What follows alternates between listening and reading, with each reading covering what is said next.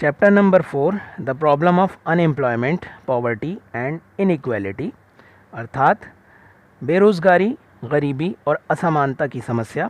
पिछली वीडियो में हमने इकोनॉमिक ग्रोथ और इकोनॉमिक डेवलपमेंट को डिस्कस किया था और इस यूनिट में यानी इस चैप्टर के अंदर हम कुछ देश के सामने आने वाली कुछ बड़ी समस्याओं के बारे में चर्चा करेंगे, जिसमें बेरोज़गारी का जो नंबर है वो सबसे पहला है, बेरोज़गारी, उसके बाद गरीबी और फिर असमानता। वैसे तो एक देश के सामने और भी कई समस्याएं होती हैं, लेकिन हम इस चैप्टर में सिर्फ इन 3 समस्याओं के बारे में चर्चा करने वाले हैं। जान लेते हैं पहले अनएम्प्लॉयमेंट यानी बेरोज़गारी कहते किसे हैं। ये एक ऐसा शब्द है जो हमने अपनी लाइफ में, अपनी जीवन में हम इस शब्द को कई बार सुनते हैं, लेकिन कई बार ये होता है कि जो कुछ बेसिक टर्म्स हैं वो सब्जेक्ट में जाकर अपनी मीनिंग को थोड़ा सा चेंज करते हैं।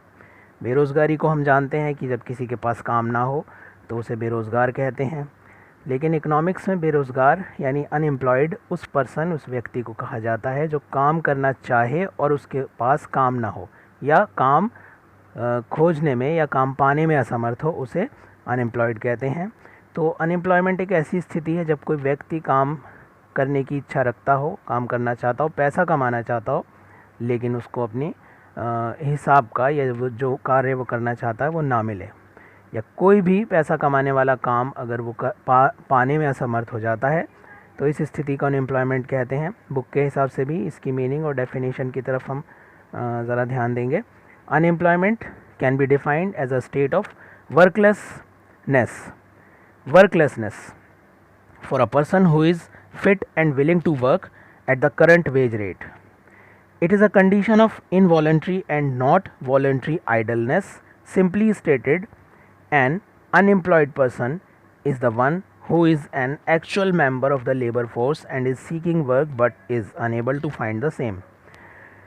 तो पुस्तक के अनुसार यानी बुक में कहा गया है कि अनएम्प्लॉयमेंट को डिफ़ाइन किया जाता है एक ऐसी स्टेट, एक ऐसी अवस्था जिसमें जो वर्कलेसनेस की है, जिसमें इंसान के पास काम ना हो, वो पर्सन जो काम करने के लिए फिट भी हो, विलिंग टू वर्क अर्थात काम करने की इच्छा रखता हो यानी काम करना चाहता हो, और करंट वेज रेट पर काम करना चाहता हो। करंट वेज रेट का मतलब है मार्केट में उसके काम का जो वेतन है यानी काम की उसका जो मेहनताना है वो उस पर राज़ी हो कि हाँ मैं इतने पैसे पर ये काम करने के लिए तैयार हूँ, लेकिन तब भी उसे वो काम ना मिले करने को, ऐसी स्थिति अनएम्प्लॉयमेंट है। ये एक ऐसी कंडीशन है, इट इज़ अ कंडीशन का मतलब ये एक ऐसी कंडीशन है जिसमें इंसान इनवॉलेंटरीली यानी ना चाहते हुए यानी अपनी मर्ज़ी के बग़ैर अनएम्प्लॉयड रहता है। यानी वो चाहता नहीं है कि मैं खाली रहूँ या बेकार रहूँ, लेकिन फिर भी वो अनएम्प्लॉयड रहता है, उसे काम नहीं मिलता है और वो लेबर फोर्स का एक एक्टिव मेंबर होता है। यहाँ पर एक शब्द आया है लेबर फोर्स। बहुत से स्टूडेंट्स ऐसे होंगे जिन्हें लेबर फोर्स के बारे में पता नहीं होगा, तो मैं थोड़ा सा यहाँ बताता चलूँ। लेबर फोर्स और वर्क फोर्स ये दोनों टर्म अक्सर एक साथ कहे जाते हैं हमसे, यहाँ हमें पढ़ने को मिलते हैं किताबों में, बुक्स में अपनी। लेबर फोर्स उसे कहते हैं जो एक देश के अंदर रहने वाली वो जनसंख्या, वो सारे लोग जो काम करना चाहते हैं और काम करने के काबिल हैं, यानी उसमें यंग जनरेशन के लोग ही ज़्यादातर शामिल होते हैं। 14 से या 15 साल से 60 साल की उम्र के बीच के वो लोग, वो सारे लोग, चाहे वो मेल हों या फीमेल्स हों, जो काम करना चाहते हैं, भले ही उन्हें काम मिल रहा है या नहीं मिल रहा, अगर वो सब काम करना चाहते हैं तो ये लेबर फोर्स है। जबकि वर्क फोर्स उसे कहते हैं इनमें से जितने लोग नौकरी पाने में सफल हो जाते हैं, यानी एम्प्लॉयमेंट जिनके पास होता है वो वर्क फोर्स है। तो अगर साधारण शब्दों में या सरल शब्दों में कहें कि एक देश के अंदर अगर 1000 लोग हैं, जिसमें से 600 लोग वो हैं जो काम करना चाहते हैं, तो ये तो हो गया लेबर फोर्स। और उन 600 में से अगर सिर्फ 400 लोगों को काम मिल पाता है, एम्प्लॉयमेंट मिल पाता है, तो ये हो गया वर्क फोर्स। तो अनएम्प्लॉयमेंट एक ऐसी अवस्था है, हम ये जान चुके हैं, जिसमें एक इंसान, एक व्यक्ति चाहते हुए भी, काम करना चाहते हुए भी बेकार होता है और वो लेबर फोर्स का हिस्सा होता है, यानी उन लोगों का हिस्सा होता है जो काम करना चाहते हैं। सीकिंग वर्क, काम की तलाश में होता है, but is unable to find the same, लेकिन काम नहीं प्राप्त कर पाता है। अब अनएम्प्लॉयमेंट के बाद अनएम्प्लॉयमेंट का एक टाइप है जिसे हम कहते हैं साइक्लिक अनएम्प्लॉयमेंट। ये यानी कि हमने अनएम्प्लॉयमेंट को जब पूरी तरह से पढ़ लिया तो अब इसके कुछ प्रकार के बारे में चर्चा कर लें कि कितने प्रकार की अनएम्प्लॉयमेंट होती है। सबसे पहले नंबर पर है साइक्लिक अनएम्प्लॉयमेंट। साइक्लिक और demand deficient unemployment occurs when the economy is in need of low workforce, when there is an economy wide decline in aggregate demand for goods and services, employment declines. Cyclic unemployment को demand deficient unemployment भी कहा जाता है।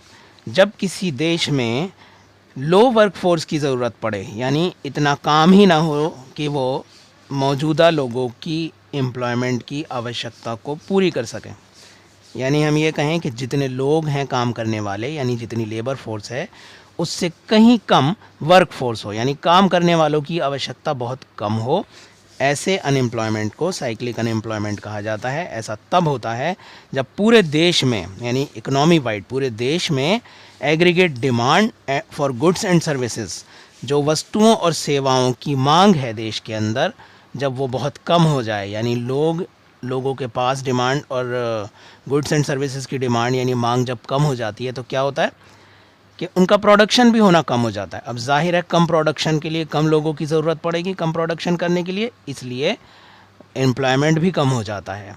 तो cyclic unemployment ऐसी स्थिति में पैदा होता है। उसके बाद है सीजनल अनएम्प्लॉयमेंट। तो जैसा कि नाम से जाहिर है ये सीजनल है, यानी एक सीज़न तक, जब तक सीज़न चलेगा एक व्यक्ति के पास काम रहेगा और सीज़न ऑफ होने के बाद वो बेरोज़गार हो जाएगा। जैसे आम तौर पर हम अपने खेती बाड़ी में देखते हैं, एग्रीकल्चर के अंदर जो किसान होते हैं वो एक सीज़न गुजर जाने के बाद, जब तक खेती होती है उसके बाद जब सीज़न ऑफ हो जाता है तो वो बेरोज़गार हो जाते हैं। पढ़ लेते हैं सीजनल अनएम्प्लॉयमेंट को।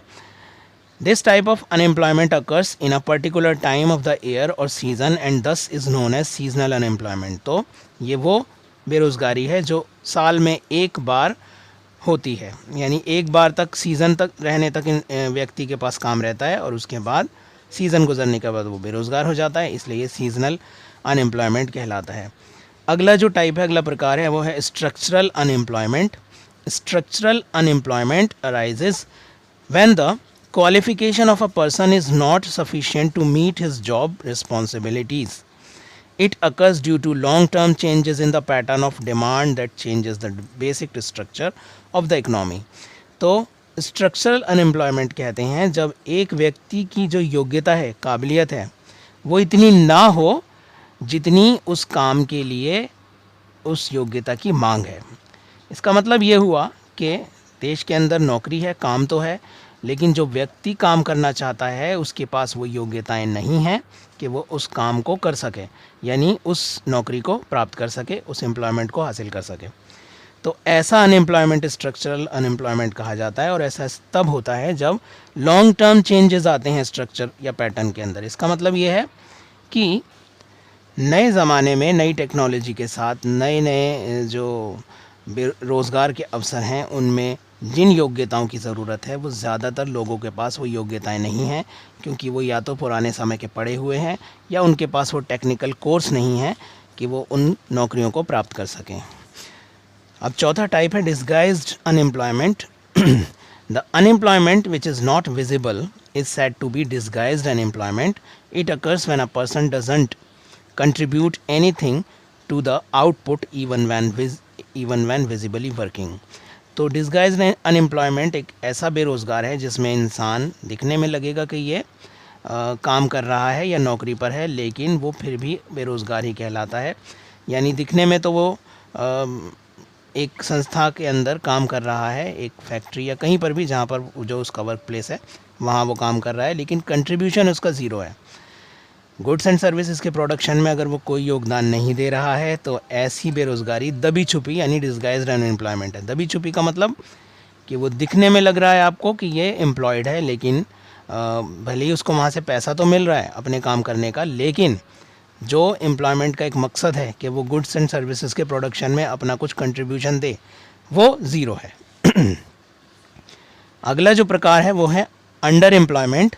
When a person is engaged in the economic activities but that fail to provide him fully in accordance to his qualification and effort. Thus, it is a situation in which a person is employed but not in the desired capacity.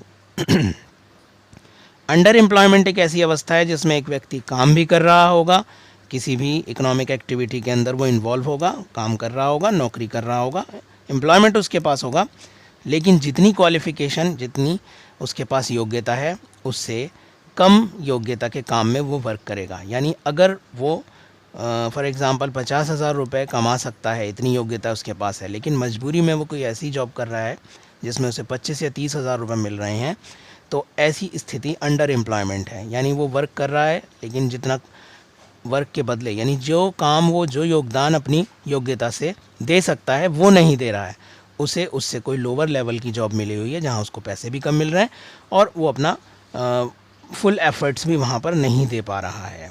तो ये कुछ प्रकार थे unemployment के। अब प्रकार से आगे हम बढ़ते हैं causes of unemployment in India, जो एक बहुत महत्वपूर्ण बिंदु है। इस पर कई बार क्वेश्चन आता है। बिल्कुल बेसिक सा क्वेश्चन है कि अनएम्प्लॉयमेंट जो इतनी बड़ी एक समस्या है देश की, बेरोज़गारी, उसके कॉजेज़ यानी कारण क्या है, किन वजहों से हमारे देश में यानी इंडिया में इतनी ज़्यादा बेरोज़गारी है। तो पहला इसमें पॉइंट है, बिंदुओं के माध्यम से हम इसे समझने का प्रयास करेंगे। पहला जो बिंदु है वो है स्लो इकोनॉमिक ग्रोथ, यानी जो देश का विकास है, जो आर्थिक विकास है, वो बहुत ही स्लो है। During the planning period the trend rate of growth was considerably lower than the targeted rate, therefore jobs inadequate number were not created. तो देश में जो योजना आयोग था, यानी हमने अपने पिछले चैप्टर्स में भी कवर किया कि अंग्रेज़ों के जाने के बाद, यानी आज़ादी प्राप्त करने के बाद, प्लानिंग के ज़रिए बहुत सारे गोल्स को टारगेट किया गया, यानी बहुत सारी चीज़ें, बहुत सारे उद्देश्य, लक्ष्य ऐसे थे देश में जिन्हें 5 ईयर प्लान के ज़रिए पूरा करने की कोशिश की गई, लेकिन ऐसा हुआ नहीं। ग्रोथ रेट बहुत लोअर था, जो टारगेट रखा गया था ग्रोथ का, देश के अंदर विकास का, वो बहुत स्लो था। और इस कम ग्रोथ की वजह से नतीजा ये निकला कि जितने लोग थे उनके बराबर या उनके हिसाब से एम्प्लॉयमेंट अपॉर्चुनिटीज़ क्रिएट नहीं हो पाई। अब इसमें अगला बिंदु है increase in labour force. Increase in labour force का मतलब है कि देश के अंदर लेबर फोर्स तो बढ़ी, लेकिन वर्क फोर्स को compete नहीं कर पाई। यानी जितनी लेबर फोर्स थी देश के अंदर, काम करने वाले जितने लोग थे, उन लोगों के बराबर या उन लोगों की जितने एम्प्लॉयमेंट अपॉर्चुनिटीज़ देश की जितनी जो भी प्लानिंग्स थी वो क्रिएट करने में नाकाम रहीं। अगला जो बिंदु है वो है rapid population growth. Rising population has led to the growth in the labour supply and without corresponding increase in the employment opportunities for increasing labour force has aggregated the employment problem. इसके बाद जो तीसरा बिंदु है वो rapid population growth है। मिलता जुलता है ये पिछले वाले पॉइंट से ही, क्योंकि जब पॉपुलेशन ग्रोथ होगी तो जब वो बड़े होंगे तो वो लेबर फोर्स का भी उनमें से बहुत से लोग हिस्सा बनेंगे, काम पाने की इच्छा रखेंगे, लेकिन एम्प्लॉयमेंट अपॉर्चुनिटी उनके हिसाब से नहीं होगी, क्योंकि जब पॉपुलेशन बहुत ज़्यादा हो जाती है तो हर चीज़ की कमी पड़ती है और उन्हीं में से एम्प्लॉयमेंट भी एक है। अगला है रूरल अर्बन माइग्रेशन, यानी गांव से शहरों की तरफ जो लोग पलायन करते हैं, माइग्रेट करते हैं, नौकरी पाने की इच्छा में जाते हैं। तो क्या होता है कि शहरों में भी एक हद तक या एक लिमिट में एम्प्लॉयमेंट होता है। जब गांव से बहुत ज़्यादा लोग पलायन करके शहरों में आते हैं तो वहाँ पर अनएम्प्लॉयमेंट की प्रॉब्लम यानी समस्या खड़ी होती है। रूरल अर्बन माइग्रेशन में हम पढ़ेंगे the unemployment in urban areas is mainly the result of substantial rural migration to urban areas. Rural areas have failed to provide subsistence living in agriculture and allied activities, and so large scale migration is taking place to cities. तो गांव में जब लोगों को काम नहीं मिलता है तो वो शहरों की तरफ जाते हैं, और शहरों में जो एम्प्लॉयमेंट अपॉर्चुनिटीज़ हैं वो लिमिटेड हैं, और उसकी वजह से फिर शहरों में यानी शहरी बेरोज़गारी बढ़ती है।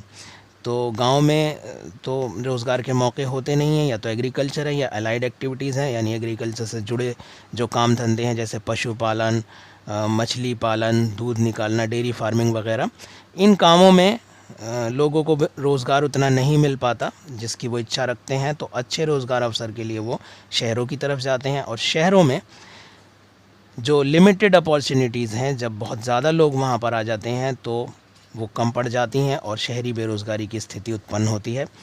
अगला बिंदु है defective educational system. The present educational system has theoretical, biased and has limited utility for productive purposes. It lacks the emphasis on the development of aptitude and technical qualifications required for various type of work among job seekers. तो जो अगला और आखिरी बिंदु है causes of unemployment का, वो है डिफेक्टिव एजुकेशनल सिस्टम, यानी जो शिक्षा का स्तर है इंडिया के अंदर, जो शिक्षा का जो सिस्टम है वो डिफेक्टिव है, यानी उसके अंदर कमी है।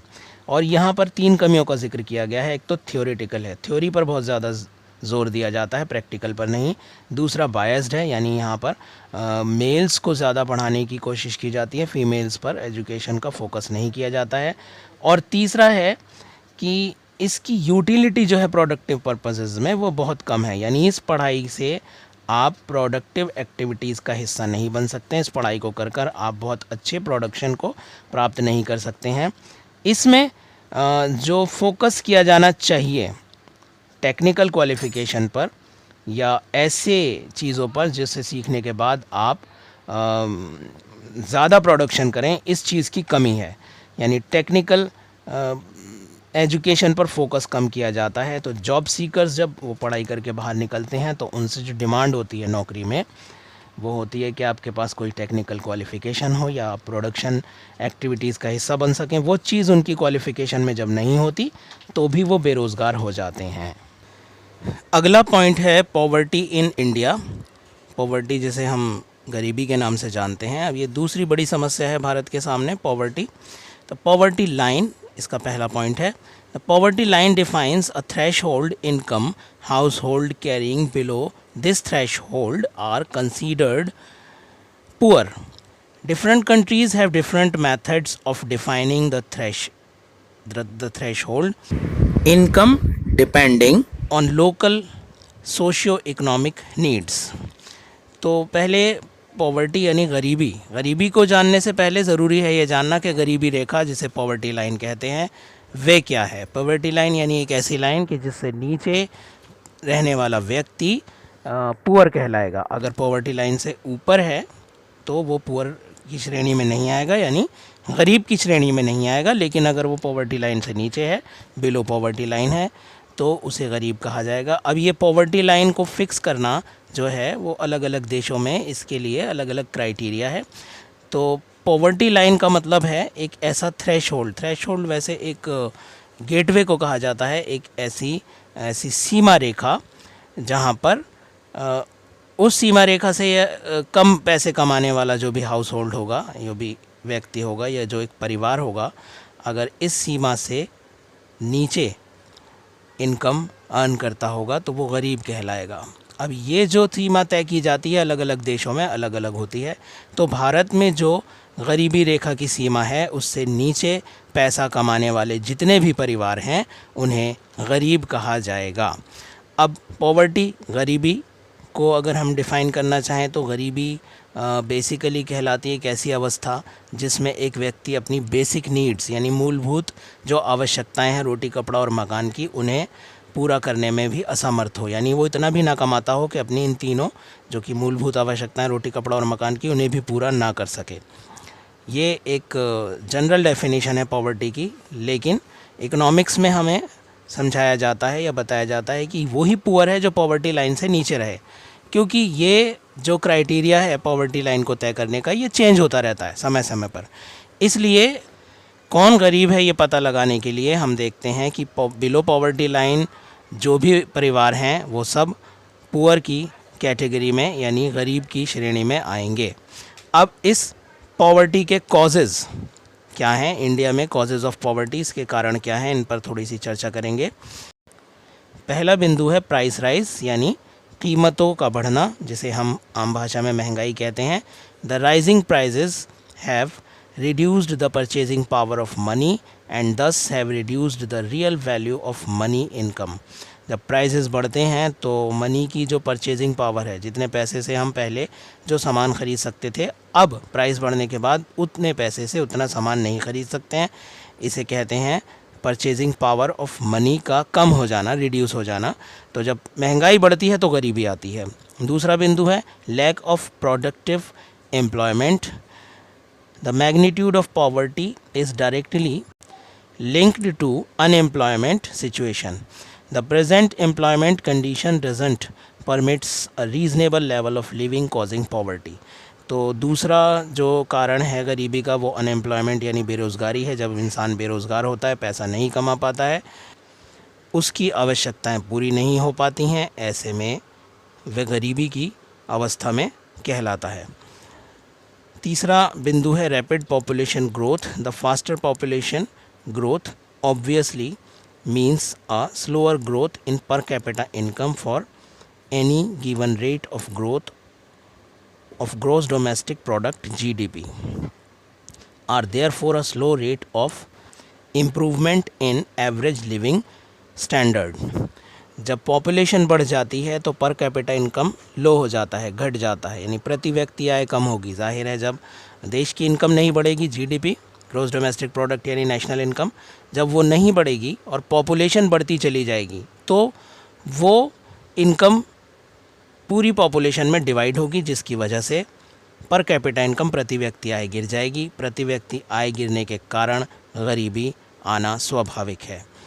चौथा पॉइंट है लो प्रोडक्टिविटी इन एग्रीकल्चर, यानी खेती बाड़ी से प्राप्त होने वाला जो प्रोडक्ट है, उत्पादन है, जब वो कम हो तो भी गरीबी आती है। क्योंकि भारत में ज़्यादातर लोग जो हैं 70% भारत की जनता खेती बाड़ी यानी एग्रीकल्चर वर्क से जुड़ी है, उसी से उन्हें लिवलीहुड मिलता है। जब ये एग्रीकल्चर प्रोडक्शन के मामले में पिछड़ता है या कम प्रोडक्टिविटी देता है तो उससे भी गरीबी आती है। इस बिंदु को एक बार पढ़ेंगे।